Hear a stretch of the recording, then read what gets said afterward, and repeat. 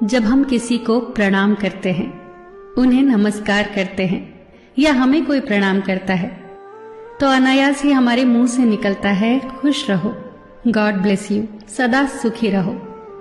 ये जो प्रणाम के उत्तर में हमारे मुंह से निकलते हैं ना, ये कोई साधारण शब्द नहीं है, ये दुनिया के सबसे कीमती शब्द हैं। आजकल हम इन बातों को महत्व देना बंद करते जा रहे हैं, पर यकीन मानिए, जो प्रणाम के जवाब के रूप में आशीर्वाद हमें मिलता है या हम किसी को देते हैं, वो 100% चमत्कारिक शब्द होते हैं, बेशकीमती शब्द होते हैं। एक बहुत प्यारी कथा कहने जा रही हूं। महाभारत का युद्ध चल रहा था। एक दिन दुर्योधन के व्यंग से आहत होकर भीष्म पितामह यह घोषणा कर देते हैं कि मैं कल पांडवों का वध कर दूंगा। इस घोषणा का पता जैसे ही पांडवों को चलता है तो उनके शिविर में बेचैनी बढ़ जाती है।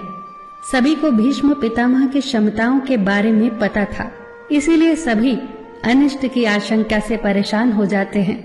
तभी श्री कृष्ण द्रौपदी से कहते हैं, तुम अभी मेरे साथ चलो। श्री कृष्ण द्रौपदी को लेकर सीधे पितामह भीष्म के शिविर में पहुंच जाते हैं। श्री कृष्ण स्वयं तो शिविर के बाहर खड़े हो जाते हैं, पर वो द्रौपदी से कहते हैं कि अंदर जाकर पितामह भीष्म को प्रणाम करो। जैसे ही द्रौपदी ने शिविर के भीतर जाकर पितामह भीष्म को प्रणाम किया, तो पितामह भीष्म के मुख से द्रौपदी के लिए ये आशीर्वाद निकला, अखंड सौभाग्यवती भव।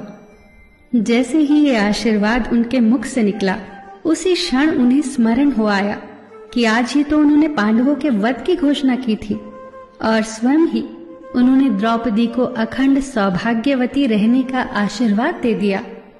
फिर पितामह भीष्म ने द्रौपदी से पूछा, पुत्री, क्या तुम इतनी रात को यहाँ अकेली आई हो या तुम्हें यहाँ श्री कृष्ण लाए हैं?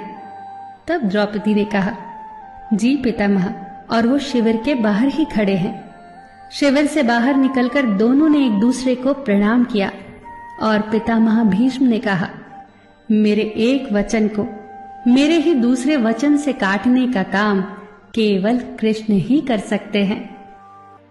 शिविर से वापस लौटते समय श्री कृष्ण ने द्रौपदी से कहा, तुम्हारे एक बार जाकर पितामह को प्रणाम करने से तुम्हारे पतियों को जीवन दान मिल गया है। अगर तुम प्रतिदिन भीष्म, धृतराष्ट्र, द्रोणाचार्य आदि को प्रणाम करती होती और दुर्योधन, दुशासन आदि की पत्नियां भी पांडवों को प्रणाम करती होती, तो शायद इस युद्ध की नौबत ही न आती।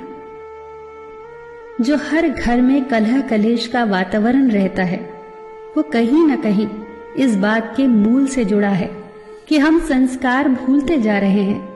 हम जाने अनजाने अपने बड़ों की उपेक्षा करने लगे हैं। याद रखना कि हर चीज पैसे से खरीदी नहीं जा सकती, और ये भी याद रखना कि हर बात का जवाब गूगल से नहीं मिलता। उसके लिए बुजुर्गों के पास भी बैठना पड़ता है। शरीर की खुराक के साथ साथ हमारी आत्मा को भी खुराक चाहिए, जो संस्कारों से हमें मिलती है। हम भूलते जा रहे हैं आशीर्वाद के महत्व को। आशीर्वाद एक कवच की तरह होता है, जो हर बाधा से हमारी रक्षा करता है। कितनी सुंदर बात कही है किसी ने। प्रणाम अनुशासन है, प्रणाम शीतलता है, प्रणाम आदर सिखाता है, प्रणाम से सुविचार आते हैं, प्रणाम झुकना सिखाता है, प्रणाम क्रोध मिटाता है, प्रणाम आंसू धो देता है, प्रणाम अहंकार मिटाता है, प्रणाम हमारी संस्कृति है। आप सभी को मेरा सादर प्रणाम।